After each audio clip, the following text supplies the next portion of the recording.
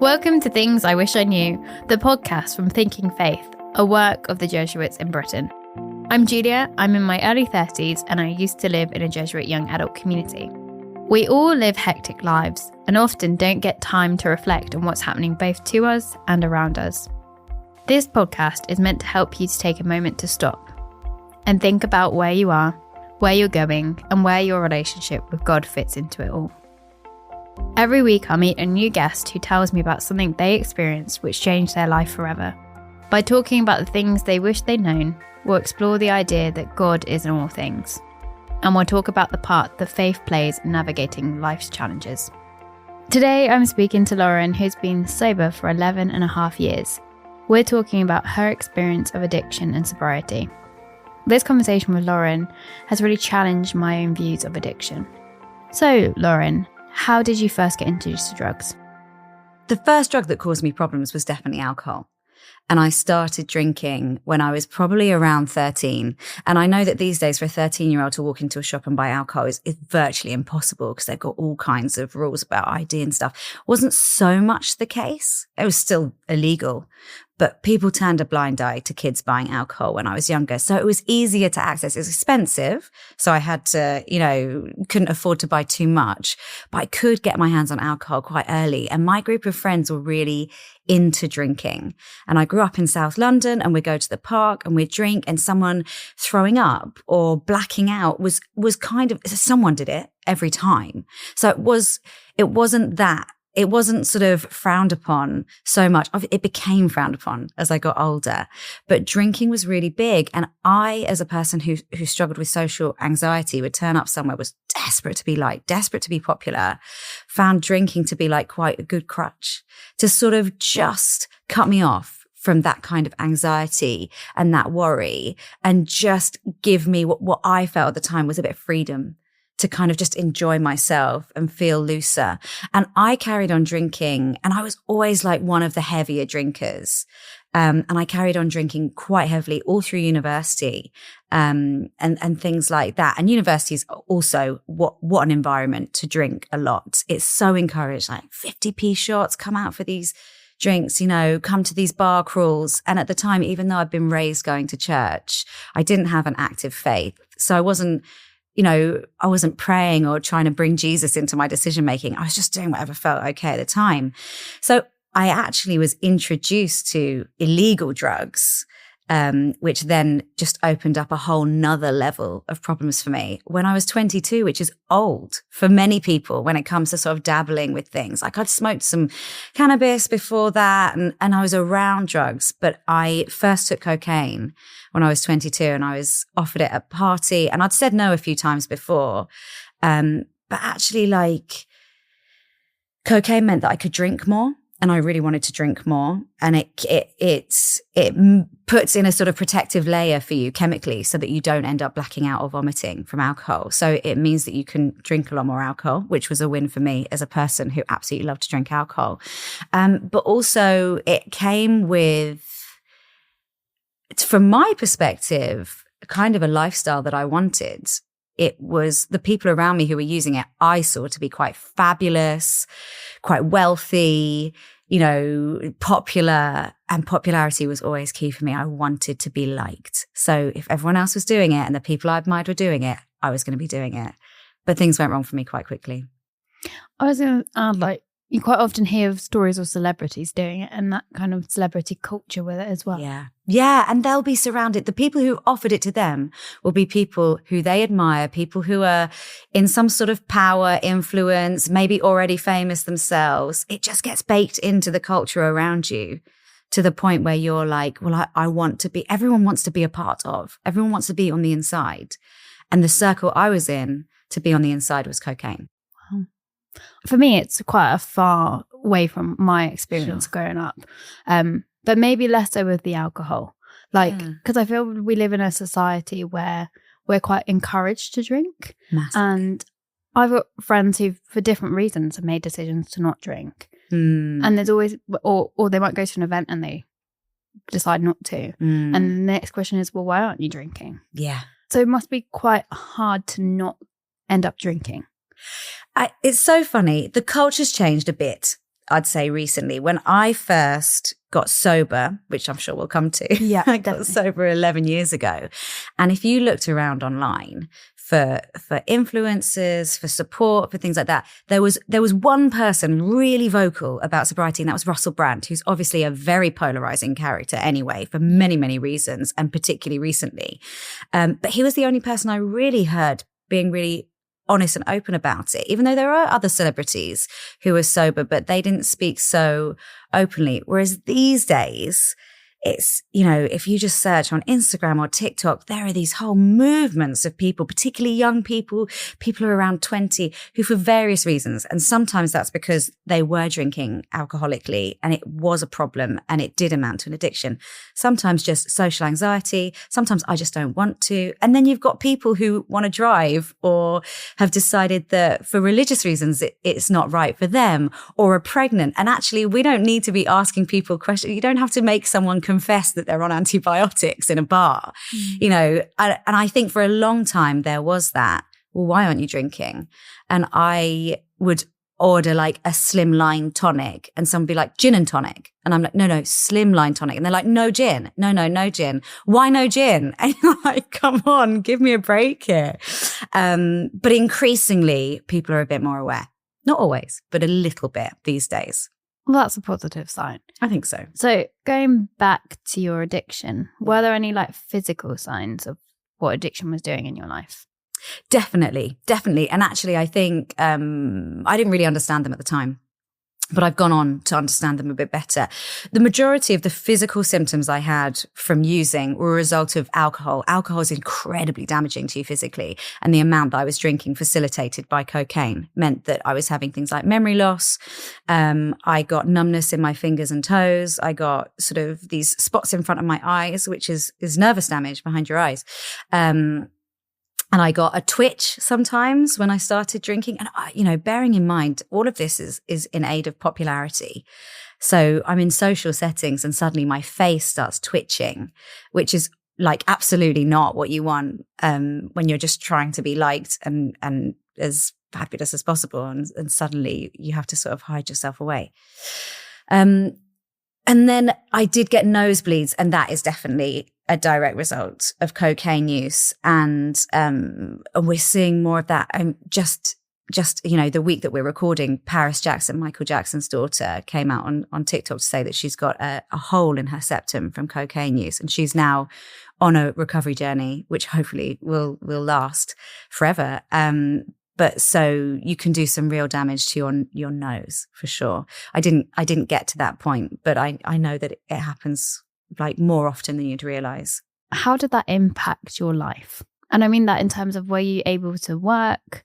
Were you able to like keep being popular and socialize? I did carry on working, but I was late. I was sloppy. I wasn't performing very well. And it was definitely noted. But my working environment was where I was introduced to the drugs. I was working in events and marketing for a group of restaurants, hospitality. It's a very sort of work hard, play hard industry. So they were used to it to an extent. It was accepted maybe more than it would have been in some other industries. So I got a little bit further. Socially, though, it started to cause real problems. My friends started to get really fed up with me. And outside of my work friends, my friends who I'd been friends with from school or from university, they didn't take drugs and they drank, and we would go out and, go to the pub and things like that. But in a far more, what's normal, but in a far more socially acceptable way. So I started to cause problems on nights out. I would disappear. I would go off to pick up drugs. I would be very difficult. I would never want to go home. I'd always encourage them to keep drinking and keep staying out so that I would have company. And people got really sick of me. And people did pull me up on my behavior. I lost friends over it for sure. What was the moment that you realized you'd gone too far? Yeah, that's so funny. Addicts talk about a rock bottom all the time, and that's like the moment that switched. But sadly, every rock bottom does have a trapdoor, which is what they say as well. So like you can think you've got there, and then you're like, oh no, there's more humiliation available to me before I make an actual life-changing decision. I guess there are a few moments that really stick with me. I think the one that sticks with me most is I had said I was only going to have one drink, and I'd gone out with a friend for one drink, and then she had gone home after that one drink, and I had come home at 4 a.m. and I was an absolute mess, and I didn't really remember where I'd been or what I'd been doing. And she came bursting through the door that morning, because we lived together. She came bursting through the door into my room and said, like, absolutely not. You know, I'm not doing this anymore. I'm not going to be supporting you whilst you make these declarations and make these decisions that you're not going to do things that you end up doing. And I can't be your friend like this. And she used language that I won't use, but she was angry. She was angry. And then that morning I was supposed to be going off on holiday. So I went off on holiday, just managed to make, my train and then flight after that and all of that kind of stuff. So I got back maybe 2 or 3 weeks later, and she sat me down then and she said, I've looked into it. And so I issued an apology when I got back, and we're okay. But she said, I've looked into support group meetings and I want you to go to this one. And she had one in mind that she had selected for me. And I said I would go, and it took me a few weeks, but I did eventually go. What a good friend. Yeah, she is a good friend. She is a good friend. Because also, like, I can, because you talked before about losing friends, and I can kind of understand that they needed to put their own boundaries in and protect themselves as well. But that friend sounds like a real good friend for you. Yeah, she was. She's amazing. Did at any point the heavy drinking and doing the drugs like make you feel better short term? Was that like part of the reason why you kept doing it? Was it like you got a buzz, or maybe a buzz isn't the right word for it, but yeah. Drugs are like absolutely phenomenal tools. Like, they offer reasonably unparalleled protection from your pain and your emotions in the short term. Like, obviously, knowing what I know now, that is not an easy fix, is no fix at all, right? But with so few tools at my disposal at the time to process anything that I was going through, like, I do not feel at all bad for having made that choice with what I had at the time. I'm very sad for myself, and I would do anything I could to stop somebody else making that choice because of the implications and the knock-on effect down the road. But I was hurting for a number of reasons, and I didn't have a therapist. I didn't understand how I was feeling. I was very young. I didn't have a faith or a sort of active relationship with Jesus. I didn't know that if I invested in myself long term, it wouldn't be an immediate answer, but it would bring peace that I needed down the line.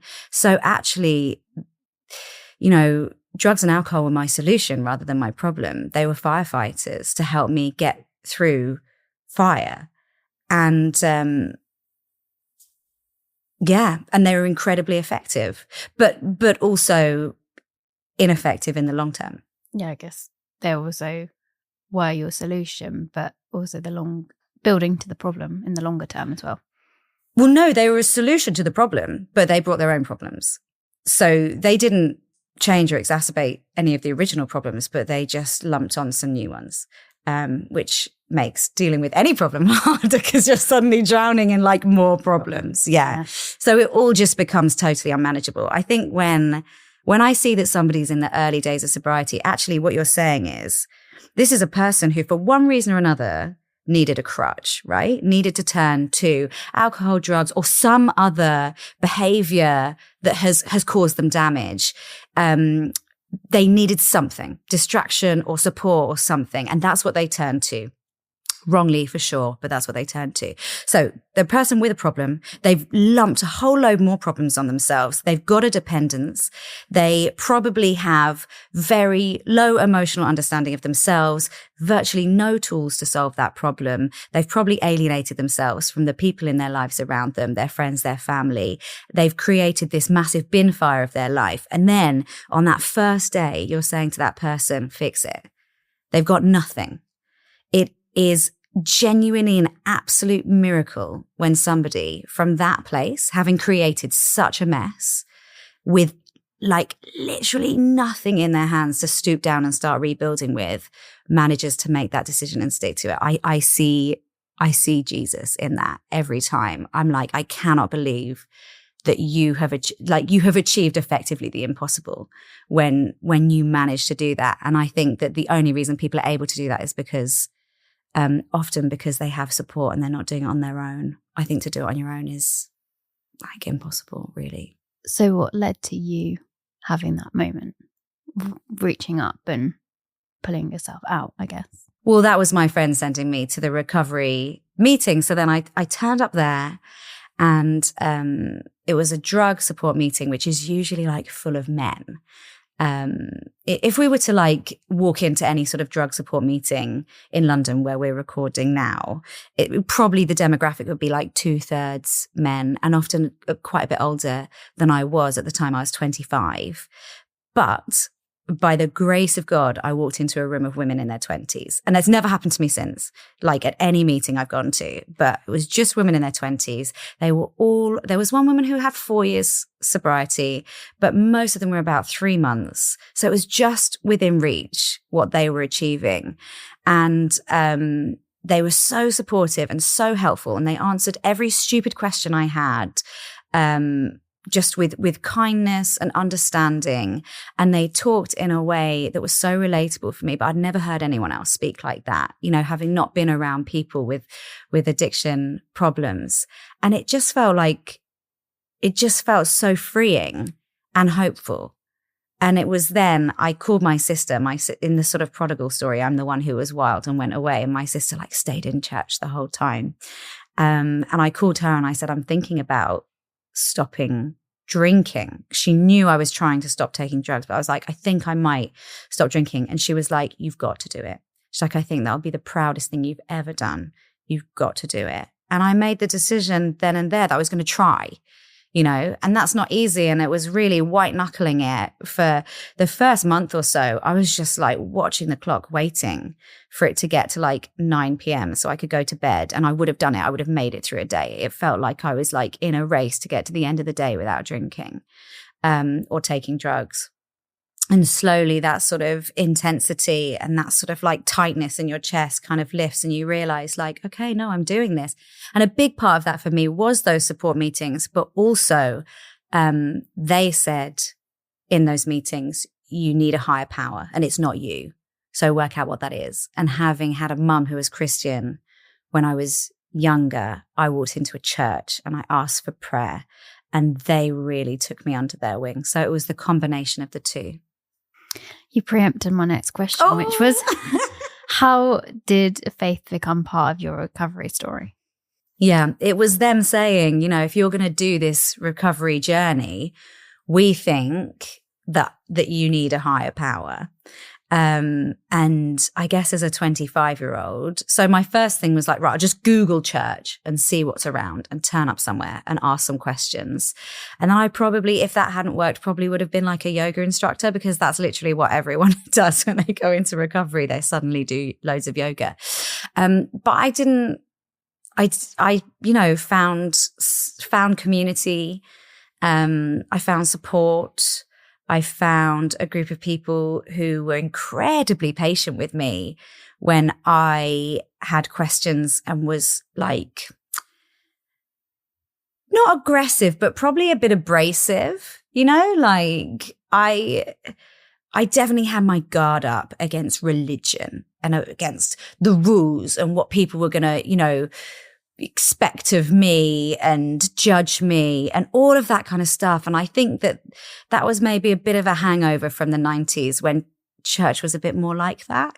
at times, I think. I definitely experienced when I was younger in church, just feeling judged, just feeling that there was a standard of behavior that the Christians lived up to that I didn't, and that I was not good enough and was never going to be good enough for them.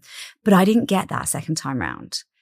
I felt I was approached far more from a place of these guys are also wounded, but doing their best to heal themselves and those around them, rather than we're fine, so you should be too, which was really transformational for me. Pope Francis, the late Pope, he had a quote of that the church is it's a hospital full of like broken people, rather than it's full of people who are like holy and perfect. Yeah, it's actually full of people who are wounded. Exactly. And that was modeled far better second time round for me. It felt like I was, surrounded by people who were just doing their best to get well, rather than sort of like pious, like, I've achieved it, here's what you need to do kind of thing. So how was the process of going sober? Gosh, everything in my life was built around alcohol and then later cocaine. When I was going to get it, how much I was going to get, when I would need it, how I'd maintain access, just getting the balance of how much I used or drank right. The mental arithmetic of drug use is like absolutely unending. Working out the money, working out how you're going to get to a cash point, making sure you can pay for it. When are they coming? Who are you going to tell? How are you going to lie? All of that kind of stuff. The manipulation is just constant, and it takes up so much of your headspace. And so much of your time is like either being drunk or high or hungover on a come down. So actually living sober, the days felt really long, and I had this space in my mind that I didn't know how to fill. So for a long time, anytime I walked somewhere, I counted my steps, because like my mind was used to being so full, and then suddenly that was gone and I just couldn't handle it. I couldn't handle the sort of peace or solitude or quiet or silence. So I had to fill it. So I just 1, 2, 3, 4 every time I walked anywhere. It was, it's really quite excruciating to let go of something you rely on so heavily without a structure in place to replace it. And whilst I was building the structure through recovery and therapy and church, it wasn't actually built yet. So no, it's like incredibly difficult. And it's just moments of hope, words of kindness, people, just a smile, little squeeze on the arm, you've got this. Someone saying like, I felt that way too, all of that just keeps you going. And it's very little to cling on to in the early days, but it is worth it. It is worth it. And working out how to, I thought I was swapping say this quite a lot, but I thought I was swapping the misery of addiction for the misery of abstinence. So working out what a full life for a 25-year-old girl who is like so used to partying and things, what a full whole life looked like on the other side of that without those things. It took some time. It took some time for sure. So you talked about how in those early days you had real challenges and you'd make it through the day and felt proud of that. But now 11 and a half years later, do you still have those moments? Yes and no. The struggle I have now with sobriety is different. I don't feel like I'm on the cusp of drinking. And I think that, but I wouldn't ever want to be complacent about that. I think that there would be 100 steps to a relapse. And sometimes I take 10 of them or 15 of them, but I catch myself and I see, okay, that's an unhelpful thought pattern. Or why are you acting like that? Why are you, why? And there are little triggers and little signs that I can see like, okay, you're not doing so well at the moment. Like, let's regroup and get back on even keel. But that's still quite far off from the actual point where I pick up a drink or pick up some drugs. But there are things that get me, and life can hit. And I'd say last year, I, had a family bereavement, and I broke up with a partner who I thought I was going to marry, and had quite a serious sort of like falling out with a friend that was really painful, and stuff like that. And all of these things kind of came at the same time. And I really struggled. With my mental health. And I had to be really straight up with some people around me and be like, drinking would make this easier, and I'm not going to do it. But like, there's still that thought in the back of my mind, like, oh, maybe that's a way out. But I've got enough now. I've got enough information to know, you play the tape all the way through, and actually, like, I don't want what's at the end of that tape. So there are many sort of healthy mechanisms, but it doesn't. I would never describe myself as recovered.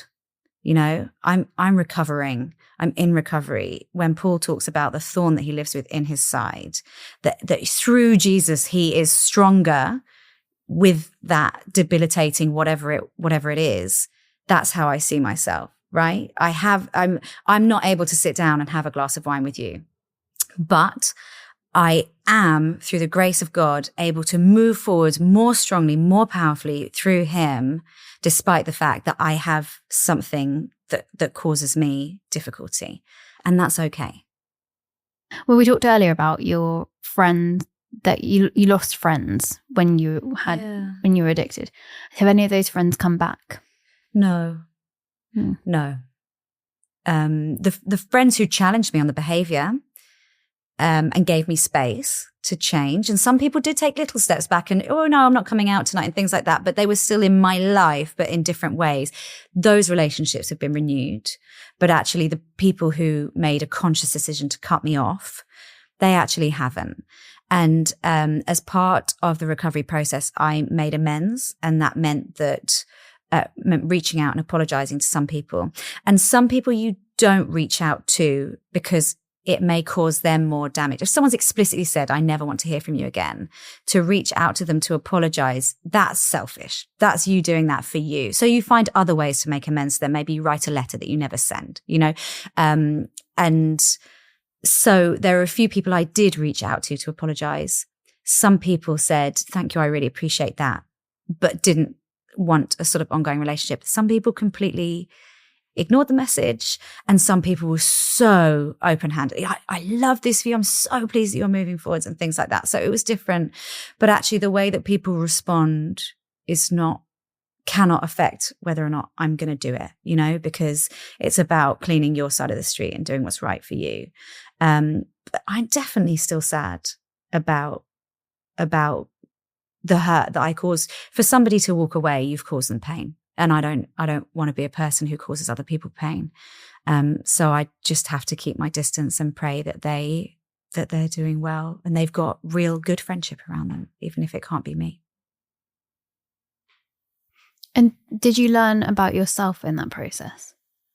Oh, yeah. Yeah, because I hadn't done anything particularly introspective or reflective at all. But I work the 12 Steps of Recovery, which is all about introspection. It's incredibly confronting, very painful, demands absolute honesty from me, from anyone. And I just wasn't in the habit of being honest with anyone, myself or those around me. So it was very difficult. And you work through that with like a mentor or a sponsor. So I learned a huge amount about myself through that. And that was I did that quite quickly.